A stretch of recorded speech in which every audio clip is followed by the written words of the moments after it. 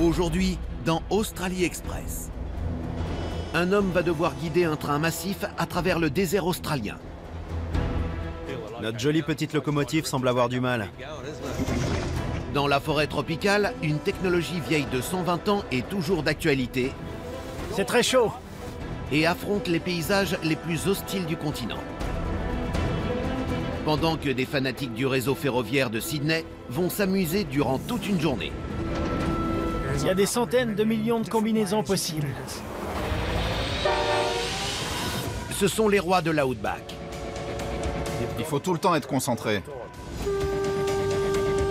Certains des plus grands trains au monde Si ça tourne mal, les conséquences seront graves. effectuent de longs trajets C'est une bombe sur roue. à travers un continent hostile. Waouh, regardez toute cette eau. Une nation compte sur eux C'est bon les gars, on s'y met. et sur les équipes qui entretiennent ces monstres de métal. Ma jolie.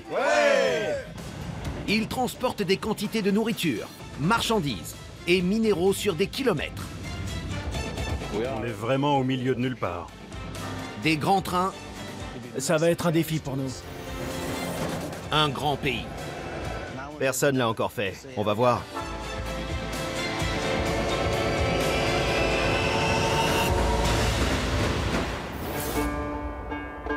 Le Pilbara, en Australie occidentale.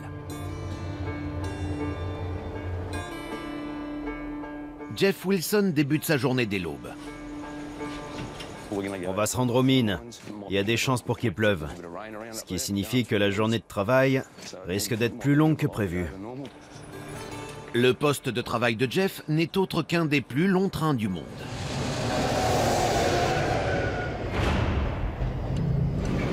J'adore ce boulot parce que je suis dehors, je fais mon truc, je suis responsable de mes actes. Petit bureau, mais c'est pas la taille qui compte. Jeff conduit des trains depuis 30 ans, la concrétisation d'un rêve d'enfance. Quand j'avais 3 ou 4 ans, mes frangins et moi allions jusqu'au chemin de fer qui se trouvait à Chinchilla. Et on regardait les cheminots et les trains passer. Tout le monde bossait ensemble et semblait s'éclater. Et c'est exactement ce que je voulais faire une fois que je serai grand.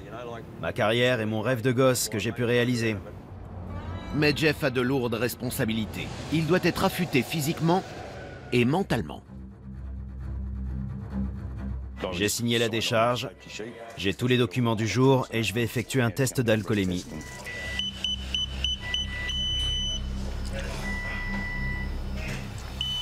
On a 0. Jeff travaille pour Fortescue Metals Group, qui est dans l'industrie du minerai de fer depuis 9 ans. Et pour cela, l'entreprise a dû construire sa propre voie ferrée. Les frais ont été considérables.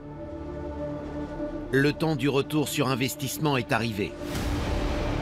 Et plusieurs trains longs de plus de 2 km roulent sur ces voies, transportant 37 000 tonnes de cargaison par voyage au quotidien, sans interruption. Jeff va piloter un train vide depuis Port Hedland jusqu'au désert, afin de récupérer le minerai extrait des mines de Solomon.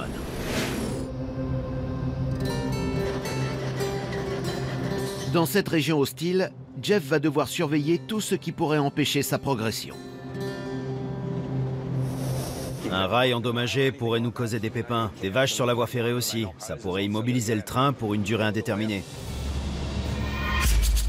Jeff va devoir user de son expérience pour éviter les retards sur ce trajet qui est essentiel à Fortescue, car la compagnie joue plusieurs milliards de dollars sur chaque convoi. Il nous faudra entre 6 et 7 heures. Il y a beaucoup de vent aujourd'hui et il va nous ralentir un peu. Et s'il commence à pleuvoir, ce sera encore pire. Mais avant même de partir, Jeff rencontre un problème. Pas de freinage électrique pour le moment. Un des câbles doit être défectueux. C'est pas bon signe. Mais on va réparer ça. J'ai aucun signal ici, donc mes gars vont localiser la panne et tout remettre en ordre. Il doit absolument respecter son délai. La mission débute mal.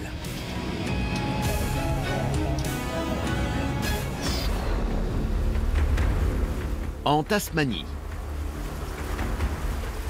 au beau milieu d'une nature luxuriante et périlleuse, C'était l'ancien pont. L'eau l'a carrément détruit. La compagnie ferroviaire West Coast Wilderness a pour mission de transporter les gens hors et à l'intérieur de cette impénétrable forêt, avec la particularité d'utiliser des machines âgées de plus d'un siècle. À cause des conditions de voyage, tout peut arriver ici. Les paysages y sont aussi époustouflants que dangereux. C'est pas une voie ferrée de tout repos.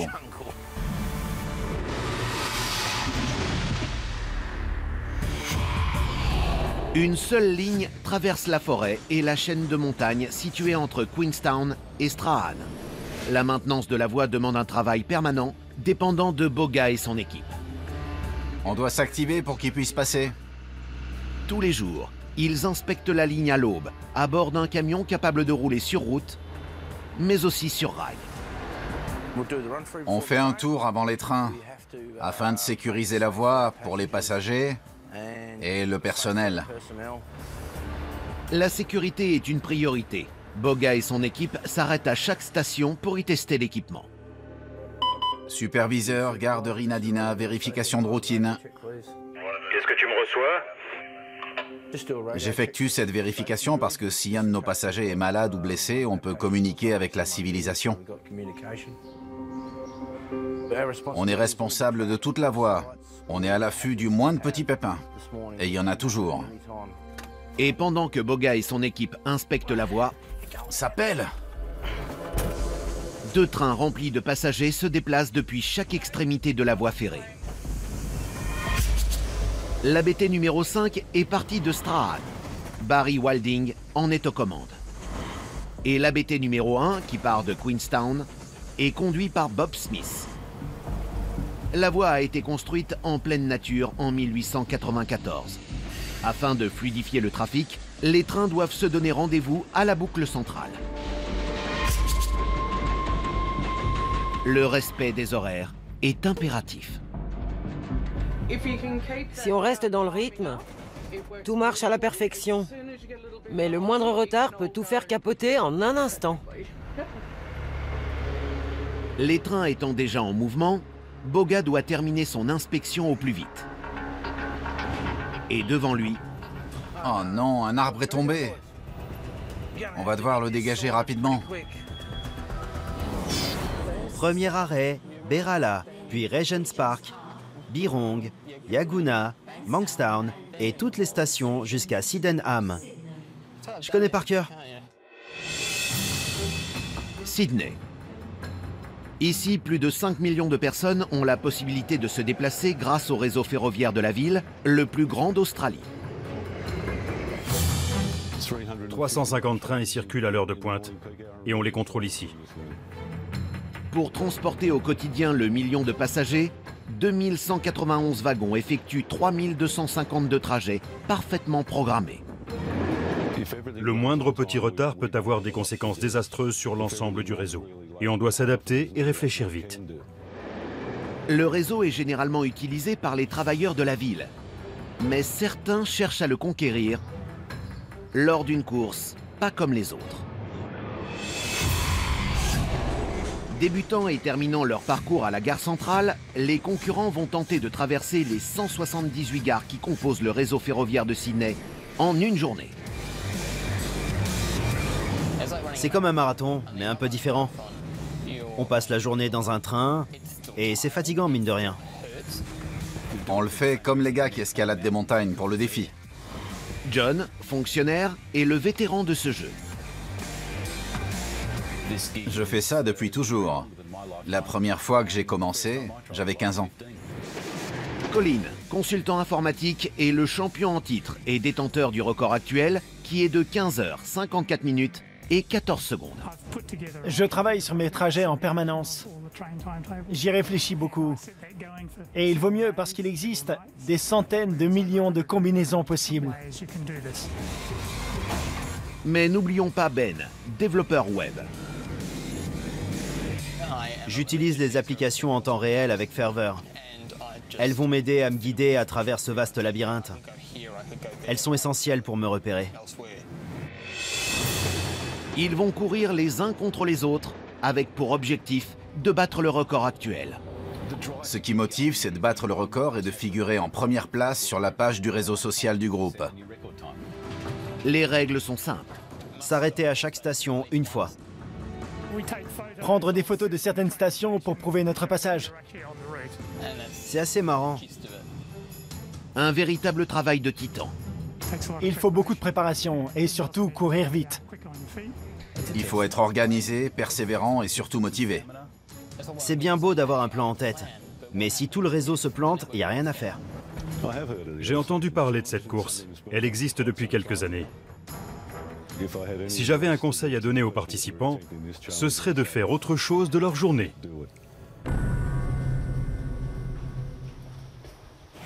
Mais voilà, 5h12 du matin.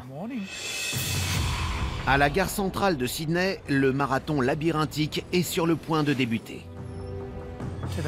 Je vais essayer de battre le record pour la 3e fois. Chaque participant a son propre plan et part d'un quai différent. Je suis parfaitement prêt. J'ai mon plan, je pars vers le quai 23 pour choper mon premier train. Le record sera-t-il battu? Qui va gagner la course aujourd'hui? On est prêt à partir. Voyons comment ça se passe. 5h36, il part à l'heure. Au nord-ouest du pays, J'espère qu'on va réparer ça. Jeff rencontre un problème au niveau du système de freinage. Ça commence bien. Et il risque ainsi de prendre du retard. Vous avez des nouvelles?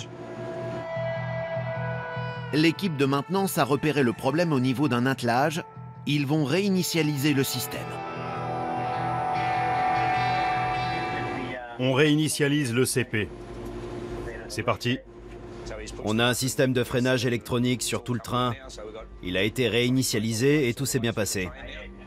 C'est comme si on l'avait réveillé. Un peu comme nous, après un petit café. On est tout de suite mieux. Jeff peut partir, mais il a déjà 20 minutes de retard. Et c'est parti pour la mine. En espérant que tout se passe bien. Il se dirige vers le désert et espère y rattraper le temps précédemment perdu. Mais un autre problème fait son apparition. Il y a un convoi qui se dirige vers nous. On est là. Et lui est là. Il faut quelques kilomètres pour arrêter mon train. Donc je commence à ralentir. Et il faudra aussi du temps pour le refaire rouler.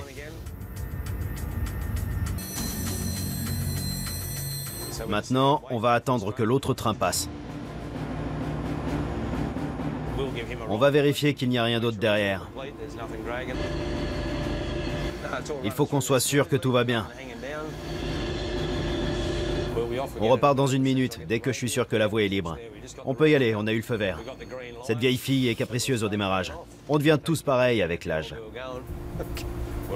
Se déplacer demande plus de motivation. On devient paresseux. Avant que Jeff ne fasse accélérer son train de 2 km 700 de long, On va de nouveau s'arrêter. Encore un retard. 10 ou 15 minutes. Ce train transporte près de 37 tonnes de cargaison. Il est interminable. Surtout quand on doit attendre qu'il passe.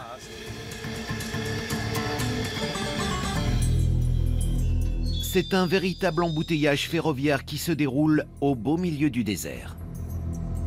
On croise un autre train. Il est de chez nous, celui-là. Un retard de plus. Ça commence pas bien du tout. Pour l'instant, impossible pour Jeff de rattraper son retard. Pendant ce temps, en Tasmanie, 2 trains circulent sur la même voie, mais en sens opposé. Entre eux se trouvent Boga et son équipe de maintenance qui ont détecté un problème qui pourrait bloquer la circulation. On a un arbre qui est tombé et un train qui arrive. On doit s'en charger au plus vite. On a un arbre au sol au point 27300. On peut ramener l'excavatrice? L'acheminement de l'excavatrice sur place va leur coûter du temps qu'ils n'ont pas. Cette voie ferrée unique se trouve au beau milieu des forêts de Tasmanie. Elle est à la merci des éléments,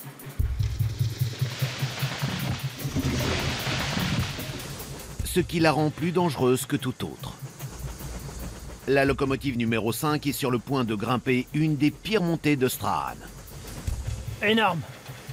Barry doit rester attentif, car la moindre erreur pourrait avoir des conséquences désastreuses. Je surveille la plus importante jauge de toute la locomotive. Parce que si on n'a pas d'eau dans la chaudière, alors on devient une bombe. Si le niveau tombe trop bas, alors on peut avoir de sérieux problèmes. Et il ne vaut mieux pas être dans le coin dans ces cas-là. Plus loin sur la voie, l'excavatrice est arrivée. Boga et ses hommes passent à l'action. On va laisser Paul manipuler et nous, on va couper la base. On doit faire vite parce qu'on a un autre train qui arrive. J'ai pas envie de faire attendre les passagers. La locomotive numéro 1 approche. Il y a peu de visibilité sur certaines zones. Apparemment, il coupe un arbre dans le coin. On est en plein virage et il risque d'arriver très vite. On a intérêt à se presser. C'est le plan que je vais suivre aujourd'hui. J'en ai déjà élaboré 1 791 392. Tôt dans la matinée, le défi des stations a débuté. Pour l'instant, personne n'est vraiment en tête. On est au changement de Wynyard. Les participants doivent trouver l'itinéraire proposant le moins de correspondances possible et les effectuer le plus rapidement possible. Tout ce qui est rouge est à 2 minutes au moins. Glenfield est le premier défi. Si j'y arrive pas, je perds au moins 1 heure. Rater sa correspondance peut réduire à néant les chances de victoire d'un participant. J'ai 4 minutes entre l'heure de départ de ce train et l'arrivée du prochain. Pour battre le record actuel, il faut prendre des risques en prenant des trains qui partent à quelques minutes d'intervalle seulement. Il faut un peu de chance pour ne pas les rater. Ben semble ne pas avoir de chance. Son prochain train n'arrive pas.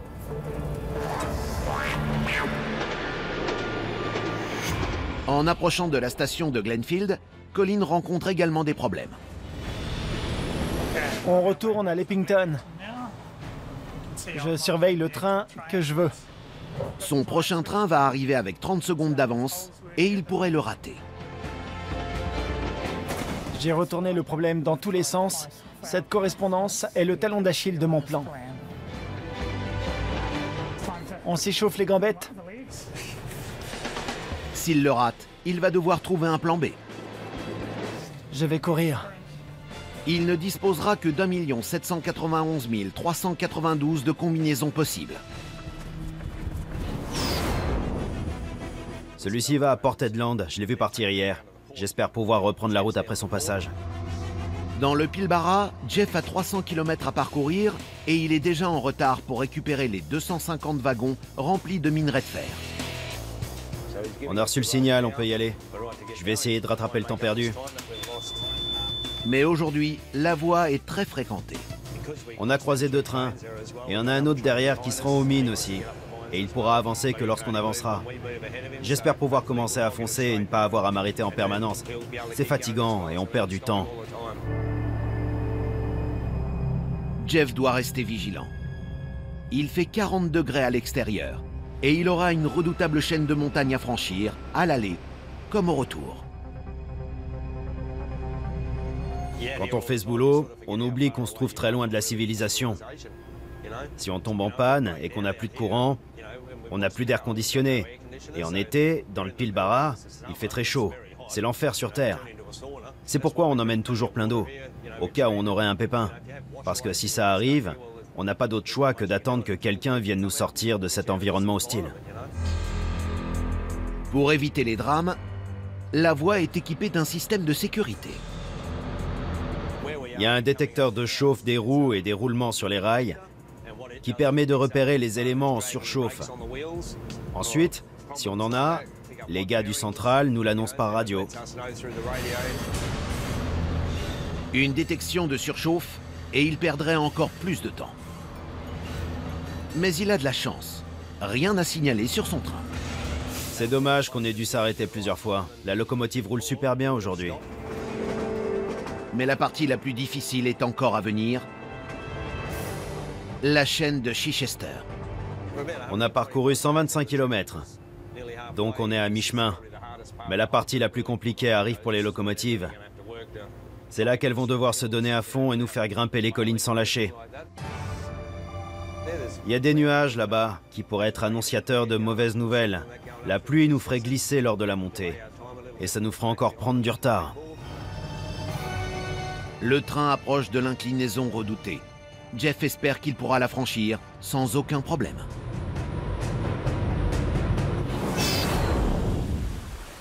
En Tasmanie, Boga et son équipe se hâtent afin de dégager un arbre tombé sur la voie ferrée, alors que 2 machines à vapeur sont sur le point de s'y croiser. Les arbres tombent souvent sur la voie, et les gars de la maintenance doivent les dégager pour permettre la circulation des trains. C'est assez banal pour nous. La sécurité des passagers est la priorité. Certaines parties de la voie sont si étroites que des précautions spéciales doivent être prises. Les passagers sont conscients qu'ils doivent rester prudents au cours de ce trajet. À certains endroits, c'est très étroit pour le passage du train, donc ils n'ont pas le droit d'ouvrir les fenêtres.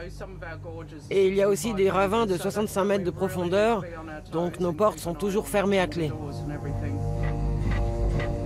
La locomotive numéro 5 est déjà au point de rendez-vous. Les passagers s'étirent les jambes pendant que Barry se charge de l'aiguillage en attendant l'arrivée de l'autre train. Coupe tout! Plus loin, l'équipe de maintenance fait ce qu'elle peut pour dégager la voie au plus vite. Dégage-moi ça d'ici!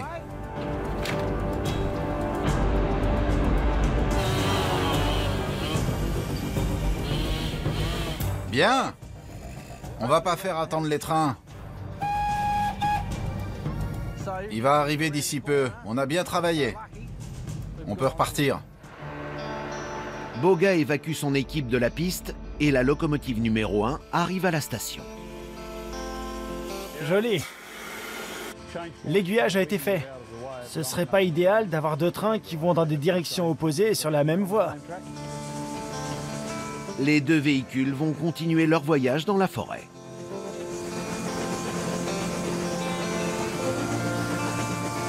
Ces locomotives ont été construites à Glasgow, en Écosse, puis livrées en Tasmanie pour transporter à l'origine le cuivre d'une mine située à Queenstown jusqu'à Strahan. La maintenance de ces trains a été confiée à cet homme, Mark Lowcock.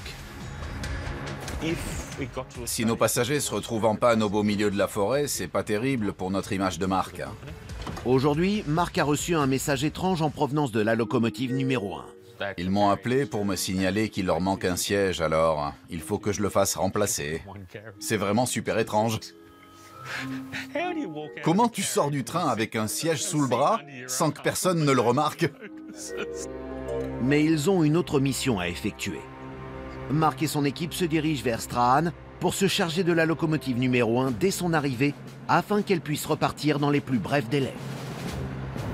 On a peu de temps, donc on croise les doigts en espérant qu'on n'aura pas de mauvaise surprise en arrivant sur place. Mais il y en a une de taille qui les attend à Strahan. On attend. Il n'y a pas de train. Ça nous met la pression, parce que ça nous laisse peu de temps avant que le train ne reparte. Chaque minute de retard du train est une minute de travail en moins pour nous. À Sydney, les adeptes du réseau ferroviaire de la ville se battent pour traverser l'intégralité de ce dernier au plus vite. Le détenteur du record, Colin, doit attraper un train en avance sur l'horaire prévu. S'il le rate, il n'aura plus aucune chance de battre ses concurrents et encore moins son propre record.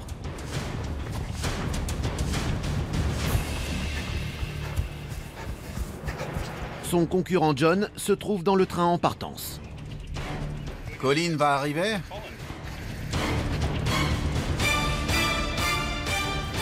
Félicitations! Je l'ai fait. Il décide de l'aider en s'assurant que le train ne parte pas sans lui. Salut. Salut Colin! Tu vas bien? Assieds-toi! Merci beaucoup. De l'autre côté de la ville, Ben rencontre quelques problèmes. Le voilà. Je suis là depuis 8 minutes. Le train devant moi était en retard. Les participants doivent s'adapter aux conditions changeantes du réseau et à sa forte fréquentation. C'est l'heure de pointe normalement, mais il y a moins de monde que d'habitude à cette heure. Ils doivent se souvenir que le centre de contrôle du réseau est le dernier décideur. Si un train est en retard de 3 minutes, on doit adapter le reste du réseau, changer les lignes, altérer les schémas d'arrêt. On ne peut pas pénaliser les autres trains à cause d'un seul fautif. On doit en permanence s'adapter et rester sur le qui-vive pour satisfaire nos utilisateurs. Malgré un départ laborieux, Ben est toujours dans la course. Je suis à Berora et il pleut.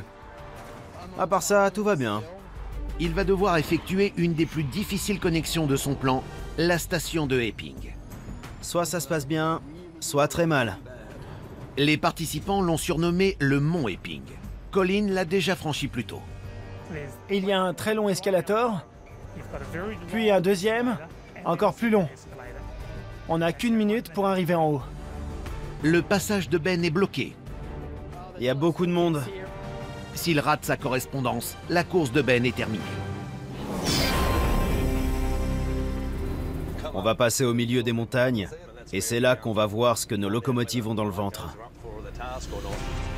Jeff est sur le point de franchir la chaîne de Chichester à bord d'un train de 2 km 700. On voit un semi-remorque descendre la route. Il se dirige vers notre croisement. J'espère qu'il va bien s'arrêter au passage à niveau. Mais d'abord, il doit franchir un passage à niveau. Le camion ne nous voit pas, donc je vais lancer un signal sonore pour lui indiquer qu'on approche. Il peut arriver que les systèmes de signalisation marchent pas. Pour les conducteurs de train, les passages à niveau sont toujours une inquiétude. Ils doivent se fier à un système de signalisation moderne et espérer que les conducteurs de camions sont au courant de leur arrivée. Percuter un camion serait catastrophique pour son conducteur, mais pourrait également faire dérailler le train et mettre Jeff en danger. J'espère qu'il n'y a aucun camion devant. C'est vraiment le truc que je crains le plus dans ce métier. Ça me fait faire des cauchemars la nuit.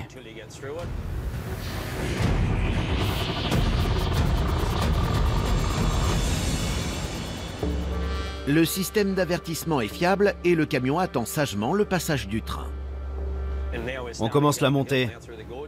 On va bien voir ce que ça donne. Ils ont fait un travail de dingue pour construire cette voie ferrée. Ils ont carrément creusé le paysage et regardez comme c'est pentu. C'est vraiment remarquable. Jeff a 5 km à grimper en tirant 5000 tonnes de wagons vides. Un exploit pour n'importe quelle locomotive, même pour celle qui dispose de 4000 chevaux. C'est là qu'on sent qu'elle bosse dur. On est passé de 80 km/h à 30. Et on est copié de la montée. Ça commence à chauffer, les moteurs sont à fond. On perd 1 km/h chaque kilomètre parcouru. Mais pour l'instant, on a de la chance, il pleut pas. Si Jeff reste bloqué, des locomotives vont devoir venir le chercher. De plus, il bloquerait et déréglerait toute la circulation sur la ligne. Il nous reste 3 km de montée et en un seul kilomètre, on a perdu 9 km/h. C'est l'endroit de la colline le plus incliné. Ça va sérieusement chauffer. Le sommet est en vue et le train est à la peine. On le sent. On sent que la locomotive fait ce qu'elle peut pour continuer. À Strahan, Mark et son équipe de maintenance attendent l'arrivée de la locomotive numéro 1. 1h moins 5.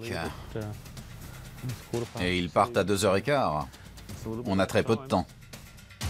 Chaque minute de retard signifie qu'ils disposeront de moins de temps pour effectuer leur maintenance. Alors que la locomotive numéro 1 est en retard, la 5 se dirige vers la section la plus inclinée de la voie. Afin de grimper la montagne, le train de 50 tonnes a besoin d'aide. Une aide livrée sous forme de système de rails et de pignons conçu en 1882. La locomotive est équipée d'un rouage qui s'abaisse et s'encastre dans un rail denté qui aidera le train à monter. Mais la montagne est capricieuse et l'épreuve est si rude que la porte de la chaudière en est devenue rouge. C'est bien rouge. On sent que ça chauffe sérieusement. Pour Barry et ses passagers, la montée est longue, mais offre une vue imprenable.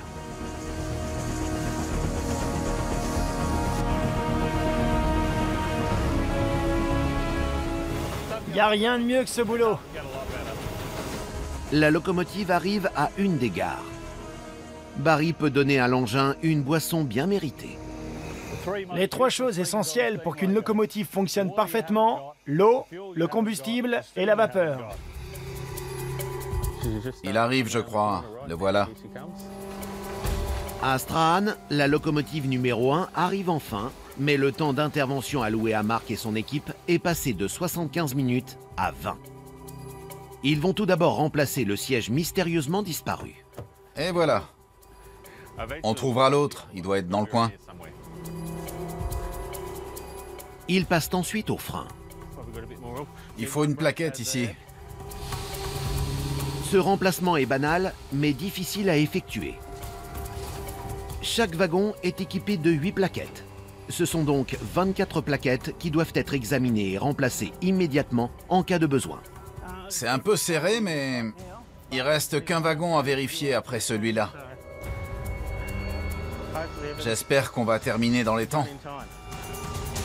Les voyageurs sont prêts à monter à bord, mais Mark est confronté à un problème. Ça rentre pas. Je vais réessayer.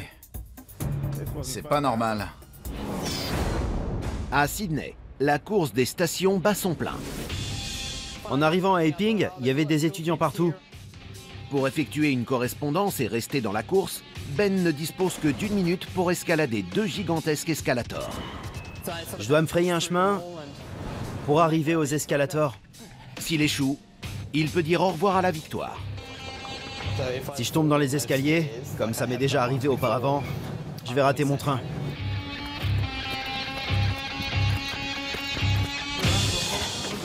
Excusez-moi, merci.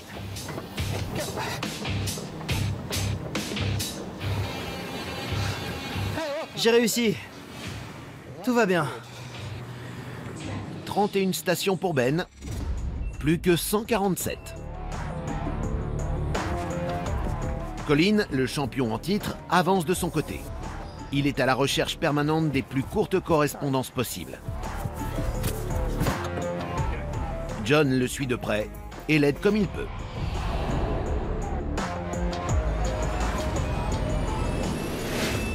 Salut John. Salut Colin, tu vas vers Cabramatta? Ouais, T'as de la chance. Le train qu'il te faut là-bas, je suis dedans. Et il est un peu en retard. ça va me faciliter la tâche. J'avais qu'1 minute pour l'attraper. À tout alors. Et il est là.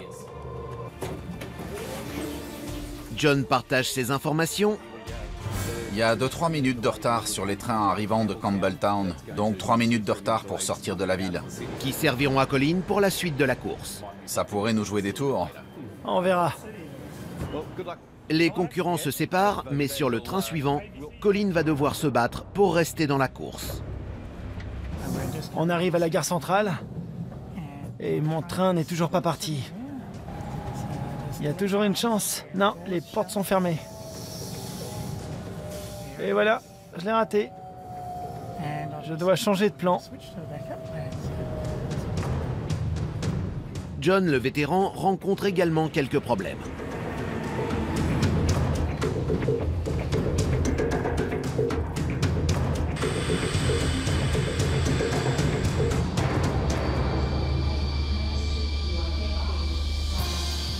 Je devais l'attraper pour retourner à Homebush. J'ai pris 15 minutes dans les dents. Je dois trouver un plan de secours. Et il n'est pas seul dans cette situation. Je suis à Richmond. Mais j'ai raté la correspondance de Stratfield vers Flemington. Je dois retourner sur mes pas et ça va me coûter 30 minutes.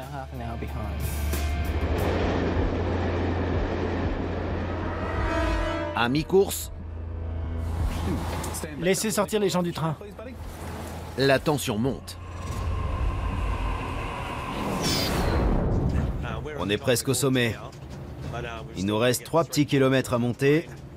Et dans ces moments-là, la locomotive donne tout ce qu'elle a. Jeff et ses locomotives de 4000 chevaux de puissance remportent lentement mais sûrement la bataille contre la montagne. C'est un combat. On avance très lentement, mais on avance. Une fois que le reste du convoi sera passé, on pourra reprendre de la vitesse.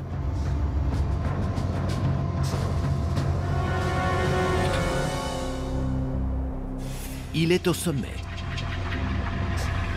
Il y a encore quelques collines à franchir pour l'instant. Tout a l'air d'aller, il n'y a pas de souci à se faire.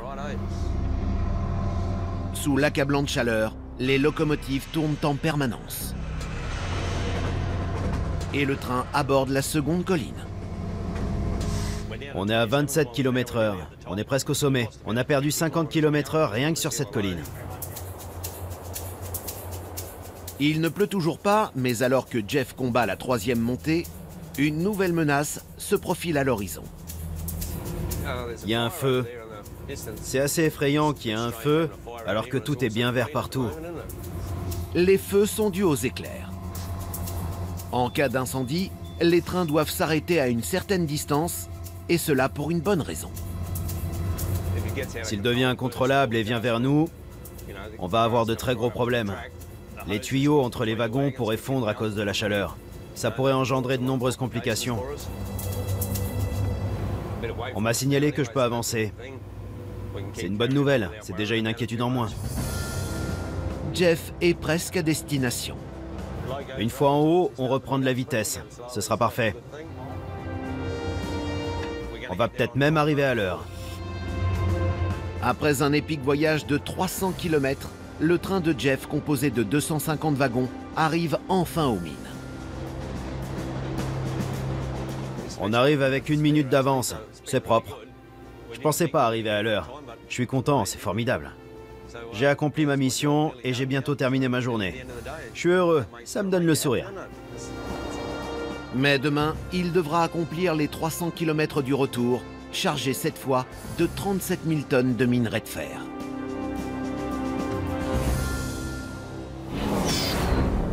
En Tasmanie, la locomotive numéro 5 s'accorde un repos bien mérité sur la route de Queenstown. J'ai de délicieux gâteaux tout frais.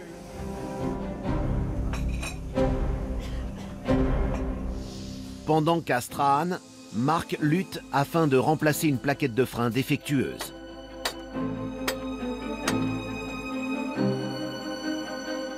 Le délai est serré. On a un dernier wagon à vérifier. On doit d'abord éteindre le générateur avant de passer en dessous. Ça se passe pas mal, mais il nous reste que 10 minutes. Les passagers montent à bord, mais ils ne partiront qu'une fois que toutes les plaquettes de frein auront été vérifiées.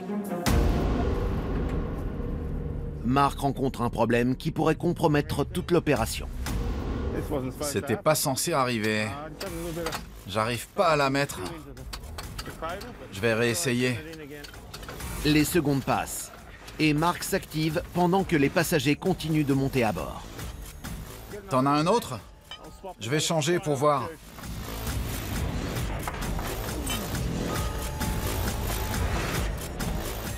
C'est mieux. Ouais, nickel. Parfait. Le train peut enfin partir. C'est bon, tu peux y aller. Fais bon voyage. À plus tard. La locomotive numéro 1 quitte Strahan pour Queenstown, mais l'équipe de maintenance a-t-elle rempli sa mission à temps? On a 3 minutes d'avance. Je suis très fier et content de nous. On fait beaucoup d'efforts. On fait tout ce qu'on peut pour accomplir nos missions. Pendant ce temps, à Queenstown, la locomotive numéro 5 arrive à destination. Le train à vapeur a conquis les montagnes une fois encore. Pour l'amoureux de la vapeur, Barry, c'est la fin d'une belle journée à la meilleure place qui soit. Je devais prendre ma retraite il y a 4 ans. Je l'ai pas fait. J'ai le meilleur boulot d'Australie. C'est génial. À ses yeux, ces machines sont bien plus que des boulons et de la fonte. C'est la chose la plus proche d'un être humain. Les locaux se comportent comme nous. Elles ont un sale caractère, peuvent parfois être très sympas, et aussi vous en faire voir de toutes les couleurs. Elles sont uniques. C'est pour ça que je les adore. Ma partie préférée du travail, c'est d'être avec les touristes. Certains d'entre eux ne s'attendent qu'à une virée en train, mais on leur offre bien plus que ça.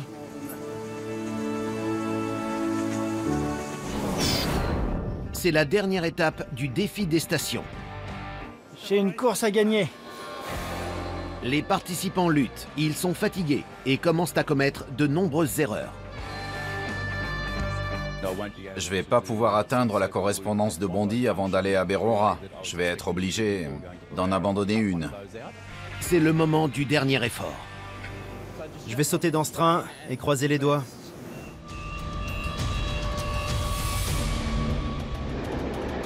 En fin d'après-midi, Je suis à MacArthur. Ben devient de plus en plus confiant. C'est bien, ça s'est bien passé. Beaucoup mieux que prévu. Quant à John, il a trouvé un moyen de rattraper son retard. J'ai trouvé un plan de secours et je peux encore atteindre la centrale avec un petit retard de 19 minutes seulement. La bataille pour la conquête du réseau continue.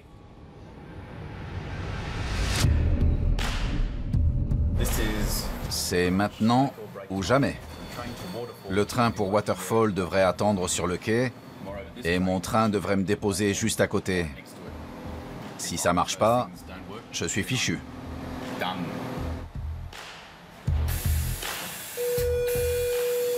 Maintenant. Génial. John m'a indiqué qu'on est tous les trois sur le point d'arriver. Le défi dure depuis 16 heures déjà, et la ligne d'arrivée se profile à l'horizon. Celle-ci se trouve à la gare centrale. Je reviens vers la ville depuis Waterfall. Je viens de passer la station de Mordale. En arrivant, j'espère avoir battu Colin. Nous sommes à Sydenham, le dernier changement. Je devrais avoir terminé à 22h24.